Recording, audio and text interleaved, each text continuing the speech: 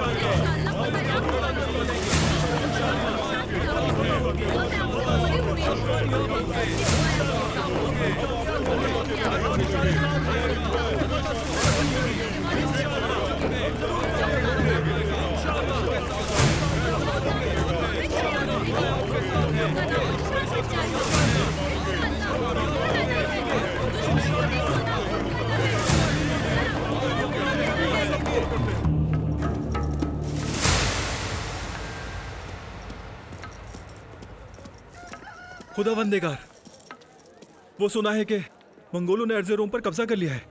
क्या वो कोनिया की तरफ बढ़ रहे हैं? ये सच है क्या? खुदावंदनिगार, आपके सिवा हमारा कोई नहीं है। जब तक आप कोनिया में हैं, कोई कब्जा नहीं कर सकता। ऐसा ही है ना हुजूर? बताइए ना हमें। ये बताइए, कोई भी हमारे घरों को नहीं उजाड़ेगा ना? आपने उन लोगों से कहा भी था कि मंगोल आ रहे हैं, लेकिन उन्होंने आपकी एक भी न सुनी। हम आपकी सुनेंगे हुजूर वाला। हमें बताएं कि हम क्या करें। देखिए ना खुदावंदेगार, देखिए ना हमारा लश्कर जा रहा है। हमारे जवान बाहिफाजत लौट आएंगे ना जनाब? देखें, वो जा रहे हैं, वो जंग करने जा रहे हैं, वो जा रहे हैं, वो जंग करने जा रहे हैं।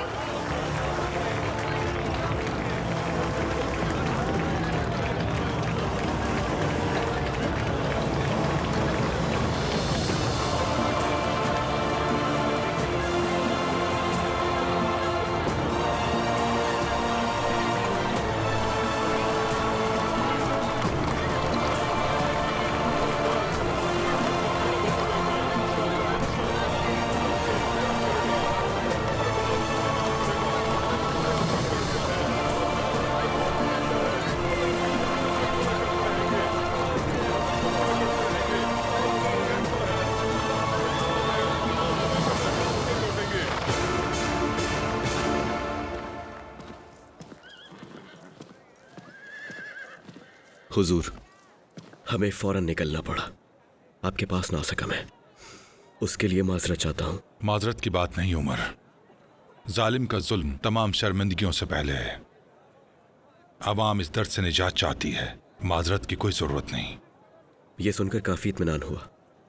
क्या कोई हुक्म है मेरे लिए? तुम जंग करने जा रहे हो उमर। तलवार की दोनों धारें तेज हैं।